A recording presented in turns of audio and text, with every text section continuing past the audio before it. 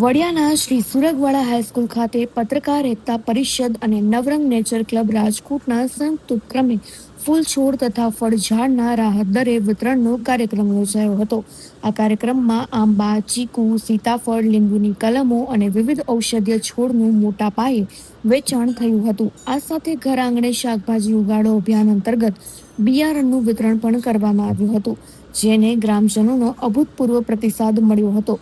નવરંગ nature ક્લબના વીડી બાલાએ વિદ્યાર્થીઓને પર્યાવરણ અને વૃક્ષોના મહત્વ અંગે માર્ગદર્શન આપ્યું હતું. આયોજનને સફળ બનાવવા ભીખુભાઈ વોરા, કિરીટભાઈ જોટવા અને જાવેદભાઈ બાલાપરિયાએ ભારે જહેમત ઉઠાવી હતી. વડિયા ખાતે પત્રકાર એકતા પરિષદ વડિયા અને નવરંગ નેચર ક્લબ રાજકોટના સંયુક્ત ઉપક્રમે કલમી ફળાવ રોપા લગભગ 10 જાતના કલમી ફળાવ રોપા અને ફૂલ છોડ 20-22 જાતના ફૂલ છોડ છે, 10 જાતના શાકભાજીના બિયારણો છે ચોમાસું, અને ખૂબ સસ્તા દરે પડતર ભાવથી એ નીચા ભાવે રાજકોટ લાવી અને અહીંયા વેચીએ છીએ. મધ છે, અજમાનું મધ, એ 1 કિલોના 260 રૂપિયા લેખે છે.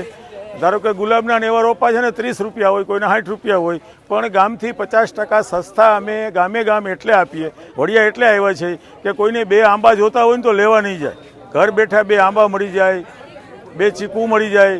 અને આ રીતે વડિયામાં ખૂબ ઉત્સાહ છે, અમને આનંદ થઈ જાય કે ભાઈ આવું આપણે કરવું જ જોઈએ. દર વર્ષે આમ તો અમે આવીએ જ છીએ, પણ આ શરૂઆત છે, વરસાદનો માહોલ છે અને હજી એકાદ મહિના પછી પાછા અમે આવશું, કેમ કે આટલો બધો ઉત્સાહ જોતા અમને એમ થાય કે અહીંયા ફરીથી બીજી વખત આવવું જોઈએ.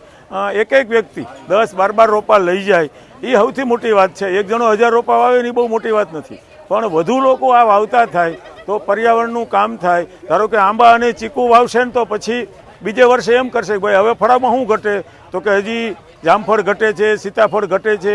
આ પ્રક્રિયા ચાલુ થાય ને એ બહુ મોટી વાત છે.